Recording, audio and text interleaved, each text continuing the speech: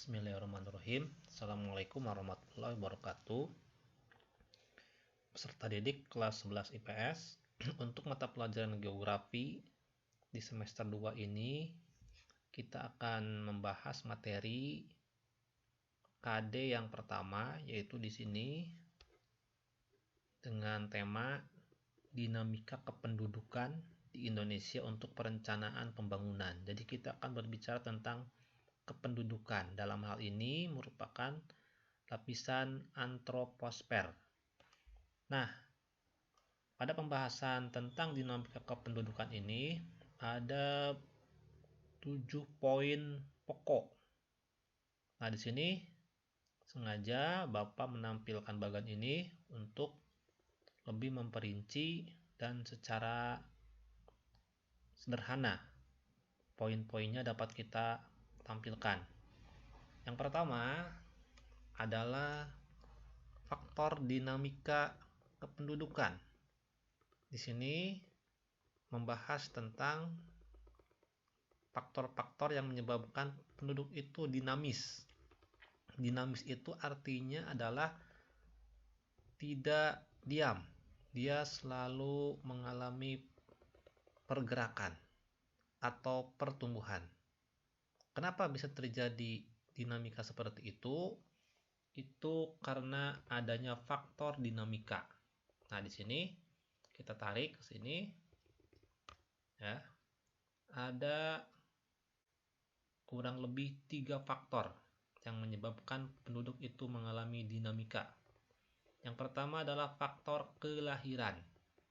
Faktor kelahiran ini merupakan faktor alami yang bersifat menambah, tentunya ya, menambah jumlah penduduk di suatu wilayah.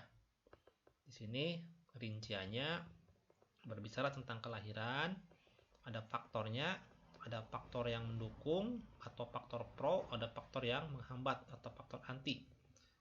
Dan nanti akan bisa kita hitung angka kelahiran kasar menggunakan rumus CBR, B per P kali K. Juga akan bisa dihitung angka kelahiran umum dengan rumus GFR, angka kelahiran menurut usia dengan rumus ASBR.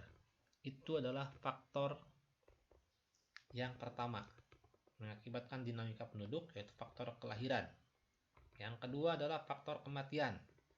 Faktor kematian ini adalah bersifat mengurangi jumlah penduduk di suatu wilayah. Dan di sini juga sama, ada faktornya. Kemudian ada angka kematian kasar dengan rumusnya sama ya, dengan tadi CDR, ada angka kematian menurut usia ASDR, ada angka kematian bayi IMR. Itu adalah faktor yang kedua. Faktor yang ketiga adalah faktor migrasi atau perpindahan suatu penduduk, baik itu perpindahan masuk, perpindahan keluar. Nah, ini akan mempengaruhi jumlah penduduk di suatu wilayah. Kalau masuk menambah, kalau keluar mengurangi. Nanti juga akan diperoleh nilai migrasi neto dan migrasi bruto. Ini adalah 3 faktor yang mengakibatkan terjadinya dinamika penduduk. Ini yang pertama, bahasan yang pertama. Bahasan yang kedua adalah berbicara tentang mobilitas penduduk.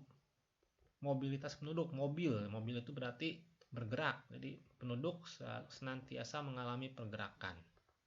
Ya, karena tadi sifatnya yang dinamis itu ya. Jadi disebut dengan mobilitas penduduk. Nah, di sini pembagiannya ada mobilitas penduduk secara fisik ya. Nah, secara fisik ini berarti dia berpindah tempat. Orangnya gitu ya, fisiknya dia berpindah tempat dari suatu wilayah ke wilayah yang lain. Di sini terbagi menjadi 2, ada mobilitas permanen, ada mobilitas non permanen. Permanen artinya dia menetap di suatu, pindah dan menetap di suatu tempat. Kalau non permanen untuk sementara. Nah, nanti yang permanen ini terbagi lagi secara internal, secara eksternal. Secara internal artinya di suatu wilayah. Jadi pindahnya masih dalam satu negara. Kalau eksternal itu antar negara. Misalnya yang internal, ini kita mengenal ada yang namanya urbanisasi. Ya, perpindahan penduduk dari desa ke kota. Ada ruralisasi, ada transmigrasi. Itu yang internal. Kalau yang eksternal ada emigrasi, imigrasi, dan remigrasi. Ya, itu eksternal. Dan itu yang pertama yang permanen. Yang non permanennya ada yang namanya komutasi dan sirkulasi. Nah, ini ya.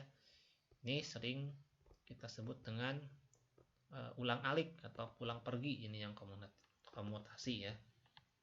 Nah, yang kedua adalah sirkulasi. Yang selanjutnya ada mobilitas penduduk tenaga kerja, ada stayers, ada mover ya. Nanti mover terbagi dua, ada yang namanya komuter, ada yang namanya sirkular.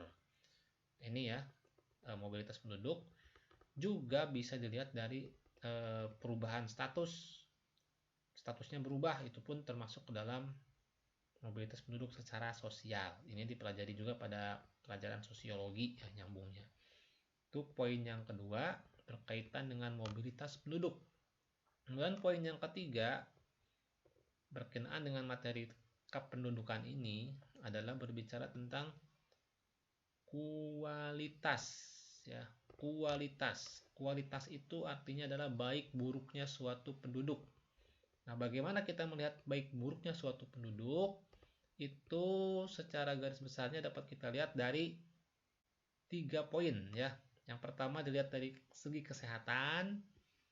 Nah, nanti segi kesehatan ini nanti ada poin-poinnya, ada IMR, ada angka harapan hidup ya. Nah, itu yang pertama. Yang kedua dari segi pendidikan. Pendidikannya kalau pendidikannya maju berarti itu menunjukkan kualitas suatu penduduk. Nanti ada angka partisipasi sekolah, ada angka partisipasi kasar, ada angka partisipasi minimum, yaitu merujuk kepada pendidikan, jenjang pendidikan, juga angka buta huruf ya. Itu yang kedua. Yang ketiga, untuk melihat suatu kualitas penduduk ini, lihat dari pendapatan per kapita di suatu negara dengan rumus PCI sama dengan GNP per P. Pendapatan per kapita. Juga tambahan ini yang keempat ada yang namanya IPM, Indeks Pembangunan Manusia, dengan memperhitungkan tadi poin-poin AHH, AMH, angka melek huruf ya, APK dan PDB, produk domestik bruto.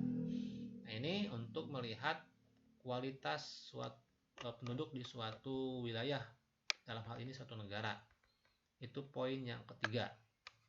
Kemudian poin yang keempat itu berbicara tentang bonus demografi.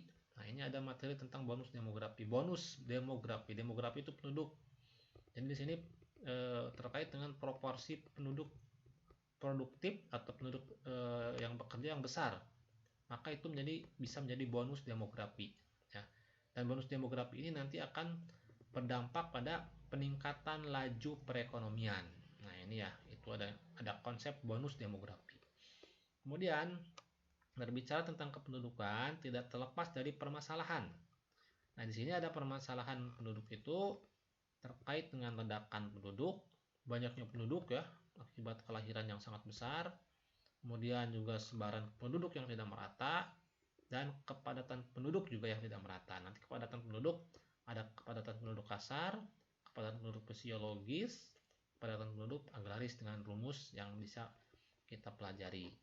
Itu terkait dengan permasalahan kependudukan. Kemudian berbicara tentang kependudukan juga berbicara tentang data kependudukan. Apa itu data? Data itu informasi ya. Informasi berdasarkan fakta data. Nah, itu nanti data itu diperoleh dengan cara ini ya, sumber data nih. Dengan cara sensus, mungkin kalian pernah mendengar yang namanya sensus ya.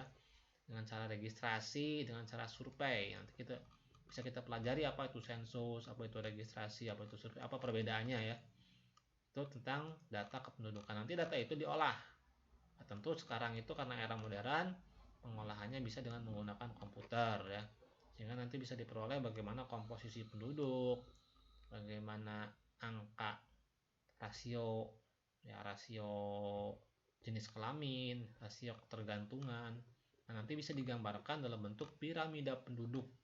Ada 3, ada piramida penduduk ekspansif, stasioner, dan konstruktif. Nah, itu nanti digambarkan ya, penduduknya itu seperti apa gambarannya. Kemudian tadi tertinggal yang ini poinnya terkait dengan dinamika, nanti bisa kita lihat juga bagaimana pertumbuhan penduduknya dengan rumus ada 3 nih ya. Ada rumus pertumbuhan penduduk alami, memperhitungkan kelahiran dikurangi kematian. Ada pertumbuhan penduduk total, samping kelahiran kematian juga ditambahkan angka migrasi masuk dikurangi angka migrasi keluar ya. Juga biasanya nanti dibuat persentasenya ini ya, dengan rumus kelahiran dikurangi kematian ditambah penduduk yang masuk dikurangi penduduk yang keluar dibagi jumlah penduduk awal. Ini untuk menghitung pertumbuhan penduduk. Juga kita bisa memperkirakan atau yang kita kenal dengan sebutan proyeksi penduduk, memperkirakan jumlah penduduk yang akan datang. Nah, ini bisa menggunakan berbagai rumus, ada rumus geometri, rumus aritmetik, dan rumus eksponensial. Nah, itu gambarannya mengenai materi dinamika penduduk. Nanti kalau ada pertanyaan boleh kita lanjutkan ya, dengan mungkin berdiskusi lebih jauh, boleh juga mungkin menyampaikan pertanyaan melalui WA grup dan sebagainya. Itu barangkali gambaran tentang materi dinamika kependudukan. Demikian, assalamualaikum warahmatullahi wabarakatuh.